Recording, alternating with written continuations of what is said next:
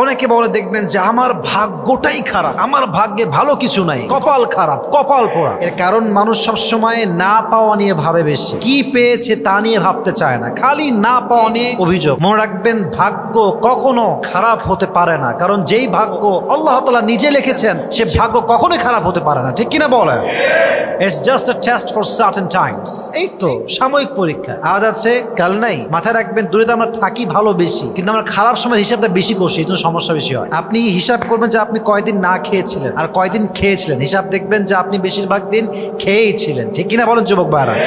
অতএব ভাগ্য আমাদের ভালোই আছে, আমাদের কিছু রুলস অ্যাপ্লাই করতে হবে, কিছু আমল অ্যাপ্লাই করতে হবে, আমাদের ভাগ্যকে তাহলে সুন্দর করে দিবে একজন। আওয়াজ দিয়ে বলেন তো তিনি কে? Believe in destiny, I mean ইমান ফিত তাকদীর, ইমান বিত তাকদীর। এই যে ভাগ্যে বিশ্বাস করা, এটা হচ্ছে ইমানের একটা অংশ। কিসের অংশ? ইমানের অংশ। ইমান যার আছে সে ভাগ্যে বিশ্বাস করে। মাথায় রাখবেন আল্লাহ তাআলা মানুষের ভাগ্য নির্ধারণ করেছে মোট 4 ভাবে। বলেন সবাই কয় ভাগে? প্রথম ভাগ আসমান এবং জমিন সৃষ্টির 50,000 বছর আগে। কত হাজার বছর আগে? আরেকটা হচ্ছে আদম আলাইহিস সালাতু ওয়াস সালামের পৃষ্ঠদেশে যখন মানুষ ছিল তখন আল্লাহ ভাগ্য নির্ধারণ করেছেন। 3 নম্বর হচ্ছে মানুষ যখন মায়ের গর্ভে ছিল, মাতৃগর্ভে, তখন তার ভাগ্যের সব কিছু লিখেছে একজন। আওয়াজ দিয়ে বলেন তো তিনি কে? আর 4 নম্বরটা হচ্ছে ভাগ্য লেখার সিস্টেমটা। 4 নম্বর হচ্ছে প্রতি বছরে একবার। প্রতি বছরে কয়বার? তবে এই রাত নিয়ে মানুষের মাঝে, ওলামা একরামদের মাঝে মতনৈক্য আছে। অনেকে আমরা দেখবেন লাইলাতুল বারাতে মসজিদে গিয়ে ভিড় করি, মাজারে গিয়ে বিশাল বড় আয়োজন, খিচুড়ি, বিরিয়ানি, লাইট সব জ্বালায়, দোয়া করে ওই দিন মানুষ, কারণ ভাবে এটাই হয়তো ভাগ্য পরিবর্তনের রাত। এই ক্ষেত্রে কিছু মতামত আছে, সেটা ঠিক আছে, বাট বেশিরভাগ ওলামা একরামদের মতামত হচ্ছে এরকম যে ভাগ্য নির্ধারণ করা হয় যে রাতে, রাতটার নাম লাইলাতুল বারাত নয়, বরং এই রাতটার নাম হচ্ছে লাইলাতুল কদর। বলেন সবাই রাতটার নাম লাইলাতুল কদর। এবং এই ব্যাপারে কোরআনও সাক্ষ্য দেয়। কোরআনে আল্লাহ তাআলা বলেছেন ইন্না আনজালনাহু ফি লাইলাতিন মুবারাকা, এই কোরআনটাকে আমি নাজিল করেছি একটা বরকতপূর্ণ রাতে। এই যে লাইলাতুল মুবারাকা, ফি লাইলাতিন মুবারাকা, এই রাতটা কোন রাত? এই ক্ষেত্রে মতামত আর কি, কেউ বলে লাইলাতুল বারাত আর কেউ বলে লাইলাতুল বারাত, বাট গ্রহণযোগ্য মত হচ্ছে লাইলাতুল কদর। অতএব আমরা সেটাতে বেশি বেশি আমল করব, বেশি বেশি দোয়া করবো। রাজি আছেন তো ইনশাআল্লাহ? আমরা আজকে ভাগ্য পরিবর্তনের মোট 6টা আমল জানবো যুবক ভাই। বলেন সবাই কয়টা আমল? 6টা। নাম্বার 1, যদি ভাগ্য পরিবর্তন করতে চান, ভাগ্যে ভালো কিছু দেখতে চান, পুরো বছরের প্রত্যেকটা মুহূর্ত, প্রত্যেকটা মিনিট, প্রত্যেকটা সেকেন্ড, প্রত্যেকটা দিন আপনি কি করবেন? ইমান এবং তাকওয়ার চর্চা করবেন। রাজি আছেন তো ইনশাআল্লাহ? ইমান যার শক্ত, তাকওয়া যার শক্ত, আল্লাহকে যে ভয় করে, যার হৃদয়ে দৃঢ় বিশ্বাস আছে, দৃঢ় ইমান আছে, শক্তিশালী ইমান আছে, সে কখনো তার ভাগ্য নিয়ে হতাশ হতে পারে। 1 নাম্বার ইমান এবং তাকওয়ার চর্চা করতে হবে। 2, ভাগ্যে যদি ভালো কিছু লিখতে চান, ভালো কিছু চান, বেশি বেশি ইস্তেগফার পাঠ করবেন। সকলেই পড়েন আস্তাগফিরুল্লাহ। হাদিসে আসছে যে ব্যক্তি বেশি বেশি ইস্তেগফার পাঠ করে তার সমস্ত বিপদকে দূর করে দেয়। একজন আওয়াজ দিয়ে বলেন তিনি কে? বেশি বেশি ইস্তেগফার পাঠ করলে বান্দার রিজিকে বরকত দান করে একজন, তিনি কে? বেশি বেশি ইস্তেগফার পাঠ করলে বান্দার হায়াতও বাড়িয়ে দেয়। সুবহানাল্লাহ পড়েন সবাই। ইস্তাগফিরু রাব্বাকুম ইন্নাহু কানা গফফারা।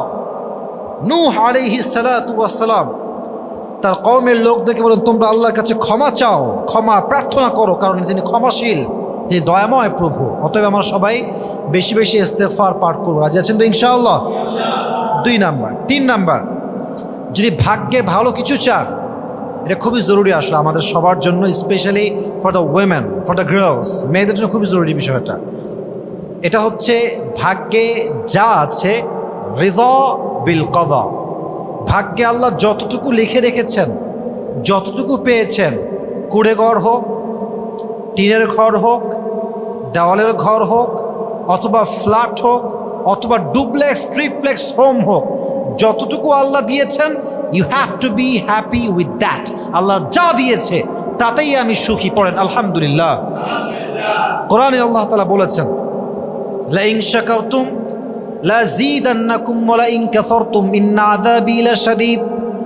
যে বান্দা আল্লাহর শুকরিয়া জ্ঞাপন করে, যে বান্দা আল্লাহর কাছে শুকরিয়া আদায় করে, তার নিয়ামতকে ডবল করে দেয় একজন, তিনি কে? আর যে বান্দা বারবার বলে আমার নাই, কিছু নাই, হতভাগা, আমার কপাল পোড়া, লাইন কাফারতুম ইন্না আযাবি লাশাদীদ। If you are ungrateful, then my punishment is the most hard punishment in this world and the next. যে নাশকর হয়, অকৃতজ্ঞ হয়, তাকে দুনিয়া এবং আখিরাত সব জায়গায় শাস্তি দেয় একজন, তিনি কে? শুকর গুজার হবেন। Gratitude should be an attitude. কৃতজ্ঞতাকে নিজের জীবনের একটা অভ্যেস বানায় ফেলেন। রাজি আছেন তো ইনশাআল্লাহ? আল্লাহ আমাদের সবাইকে বোঝার তৌফিক দান করুন, সকলেই পড়া আমিন। 4 নাম্বার, বেশি বেশি দান এবং সাদাকা করা। ইয়ামহাকুল্লাহু রিবা ওয়া ইউরবিস সাদাকাত। আল্লাহ তাআলা সুদকে হারাম করেছেন এবং দানটাকে আল্লাহ এমন একটা প্রসেস বানিয়েছেন, আপনি 1 পয়সা দিবেন, ওইটাকে আল্লাহ কয়েকদিন পরে, কিছু সময় পরে ডবল করে আপনার হাতেই আবার ফিরাই দিবে। সুবহানাল্লাহ পড়বেন না আপনারা?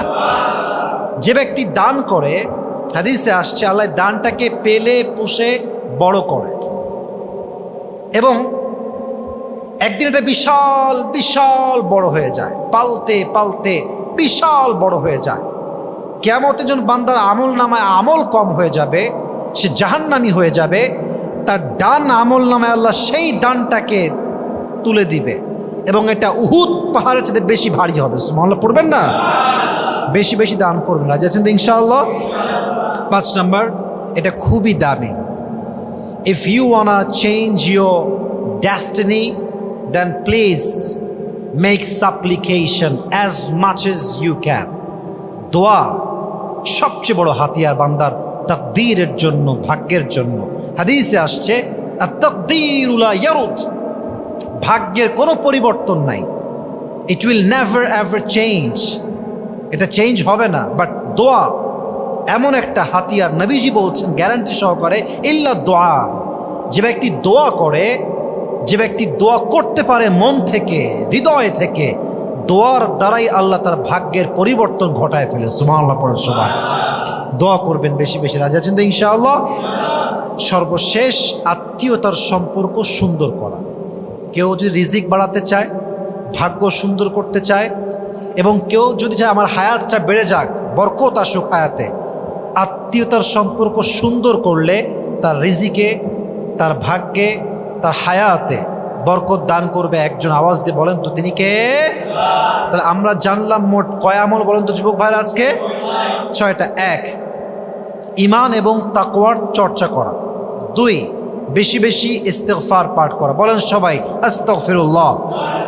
3 নাম্বার, রিদা বিল কাদা, ভাগ্যে যা আছে তাতেই খুশি হয়ে পড়া আলহামদুলিল্লাহ। সকলেই পড়েন আলহামদুলিল্লাহ। 4 নাম্বার, বেশি বেশি দান এবং সাদকা করা। 5 নাম্বার, অবশ্যই অবশ্যই যথাসাধ্য বেশি বেশি দোয়া করা। 6 নাম্বার, আত্মীয়তার সম্পর্ক বজায় রাখা। আল্লাহ আমাদের সবাইকে এই 6টি আমল করার তৌফিক দান করুক। সকলেই মন খুলে পড়ে আমিন।